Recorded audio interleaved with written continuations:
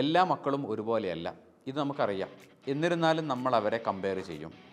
നമ്മളുടെ സ്വന്തം വീട്ടിലുള്ള മക്കളുമായിട്ടായിരിക്കാം, അല്ലെങ്കിൽ അടുത്ത വീട്ടിലുള്ള മറ്റു കുടുംബത്തിലൊക്കെ ഉള്ള മക്കളുമായിട്ട് നമ്മൾ കമ്പയർ ചെയ്യും. ഇത് ഏറ്റവും കൂടുതൽ സംഭവിക്കുന്നത് എക്സാമിൻ്റെ ഒക്കെ റിസൾട്ട് വരുന്ന സമയത്താണ്.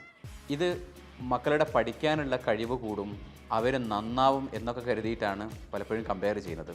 ഇതിലൂടെ സംഭവിക്കുന്നത് ഇവർ പഠനത്തെയും ജീവിതത്തെയും ഒക്കെ വെറുക്കുന്ന ഒരു സാഹചര്യം വരും. ഇതിലൂടെ ആരെയാണോ കമ്പയർ ചെയ്യപ്പെടുന്നത് അവരെ കൊലപ്പെടുത്താൻ വരെ കാരണമാവും. ഈ അടുത്ത് അങ്ങനെയുള്ള സാഹചര്യം നിങ്ങളൊക്കെ അറിഞ്ഞിട്ടുണ്ടാവും. 10th പഠിക്കുന്ന സ്വന്തം കസിനെ കൊലപ്പെടുത്തി. നിരന്തരം ഈ കുട്ടിയുമായിട്ട് കമ്പയർ ചെയ്യുമായിരുന്നു.